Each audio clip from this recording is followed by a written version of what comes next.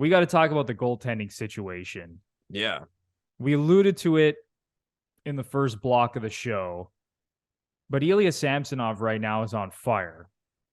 He has a .937 save percentage over his last 6 games. Woo. He has now started 3 games in a row, and we haven't really seen this because Sheldon Keefe has not been riding the hot hand this season for the most part. It's been back and forth between Murray and Samsonov. There have been occasions where they've played a couple games in a row, but now it really does seem like the Leafs are letting Samsonov run with this job. So the question I ask you is Ilya Samsonov now the unquestioned number 1 goalie on the Toronto Maple Leafs? And do you think he's going to be the starter in game 1 of the playoffs? Ooh, that one's tougher to predict.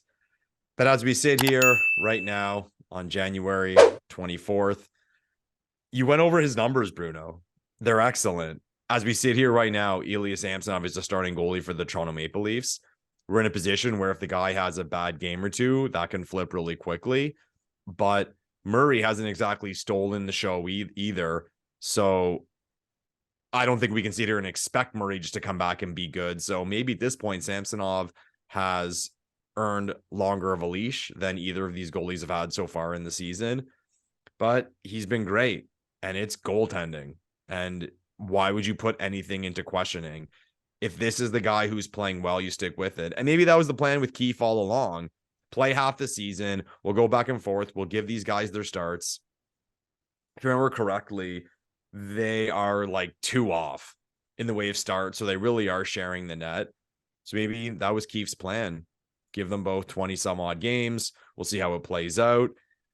And then we'll lead on one of them and the other one's there if we need him. But if it is Samsonov, man, I'm going to say it. Here you have him on his sweetheart deal. We took him from Washington. We gambled on him. Murray was a trade. Matt Murray was a trade. We're paying him $4 million. If we see between now and between the trade deadline, slam dunk Samsonov is having a better season, what do we do with Murray? Because the total with our goalies is not too bad with regard to how much we're paying them compared to what league averages are. It's about where it should be, and we are getting that type of goaltending. But if you can free up that $4 million, you can free up that $4 million. So is it completely out of the realm of possibility that if Samsonov cements himself as the number 1 goalie between now and the trade deadline, Matt Murray could be involved in a potential trade out of Toronto? Wow. It's pretty wild to think about, but honestly, it really could be on the table just because of his contract situation and because the Leafs could use, that $4+ million to really do some damage at the trade deadline. Yeah. And they're already going to be able to do something because obviously Jake Muzzin is on LTIR. So they're going to have a little bit of flexibility, but if they can also free up Murray's money, that would get really interesting as well. But saying all that, Lepore, I do want to pump the brakes a little bit because there has been multiple times this season where it has seemed like Matt Murray is back. Matt Murray is the starter. Oh my God, this is the Matt Murray that we saw in Pittsburgh that won 2 Stanley Cups.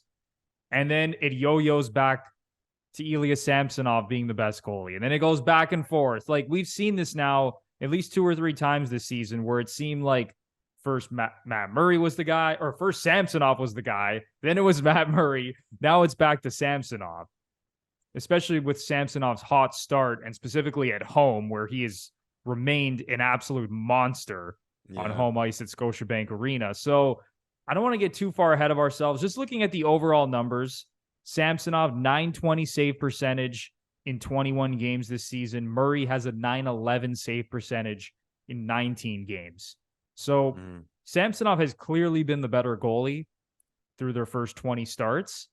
But like I said, I don't want to jump the gun because we just saw Samsonov have a pretty bad stretch not too long ago where this guy had like an .885 save percentage over like 5, 6, 7 games. And now he's obviously turned it around. Murray's going through a little bit of a rough patch right now.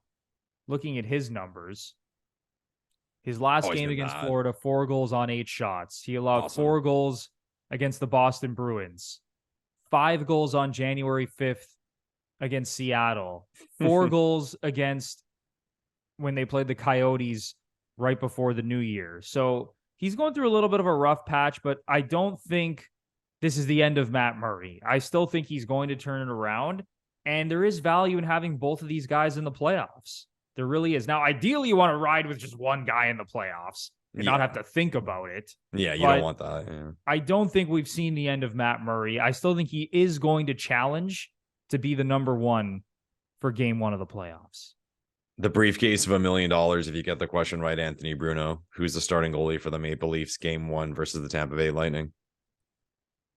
Based on everything we've seen, and I know I just said that this is not the end of Matt Murray, but if I had to put $1 million on it, Lepore, it's Ilya Samsonov. Based on the right here and right now and what we are seeing at the moment and how well he is playing, I'm going to say it is going to be Ilya Samsonov in game 1 of the playoffs. But guess what? This could age very poorly and I could look like a complete idiot. Yeah. As often happens with goalies, people's takes and poorly. But again, that questioning is going to be there. I'd like to see the numbers, and maybe you have an opinion on this, Bruno, how we just talked about how Murray is currently going through a rough stretch. Samsonov has gotten his head straight, but he went through a rough stretch. I'd like to see the best goalies in the league throughout the last few years. And if their save percentage was pretty consistent throughout the season, or was it a case where, they would have 2-3 bad games, average, and then maybe go 4 games where they let in like 2 goals or something, so it boosts it up? Or is it just consistently the 9-2-5 or whatever every 2-3 game sample sizes? Or maybe, the proper answer is probably that all goalies are different and it's completely random. But I'd like to see, for example, Shesterkin, Vasilevsky, Carey Price, those years where they were 1A goalies. What were their worst stretches? I'd be intrigued to see that. And then on the flip side, what were their best stretches? Yeah, I even think back to last year. Igor Shesterkin won the Vezina, but he had a rough stretch in March. And I'm looking at his game log right now. Fast, Anthony Bruno. You went right to it. 4 goals allowed March 10th. March 12th, very next game, 4 allowed. 3 games after that, he lets in 5, lets in 3, lets in 3. Like, there was a stretch of like 8 games where he was not playing very well at all, and he ended up winning the Vezina Trophy. So it just goes to show, even the best goalies in the league, they do go through some rough patches. Now, that was essentially only the one rough patch that Shesterkin had last season, because he ended up finishing with I believe it was like a 930 save percentage, something in that range. Yeah, so I'd like to see what his numbers were before that stretch. Yeah, like he ended up finishing, oh my God, he finished with a 935 save percentage. I was going to guess season. 935. I knew it was in that realm. It was historically good. Jeez. So, yeah, and that's why, like, I am not going to write off Matt Murray, and I'm sure there's a lot of people in Leafs Nation who are just saying, screw this guy. Like, he's clearly the number 2 right now. Like, let's get rid of him. But I don't think we should jump the gun, even though I am intrigued by what you said, Lepore, how the Leafs could potentially use him in a trade to free up some cap space to help them in other areas. That really, really is intriguing when you actually sit down and think about it. How about a big blockbuster one with the Arizona Coyotes? Let's do Murray and a sweetener, maybe the 3rd round pick that Bruno's already smiling. Maybe the 3rd round pick that the Sens gave us, along with something else, and picks, prospects, whatever it takes for Vejmelka and Lawson Crouse. Ooh. Oh, man. That's a juicy trade, especially Lawson Crouse, man. That guy's physical. He scores goals. Yeah. Or Chychrun. Are we going to go crazy and say Chychrun? It frees up a lot of salary.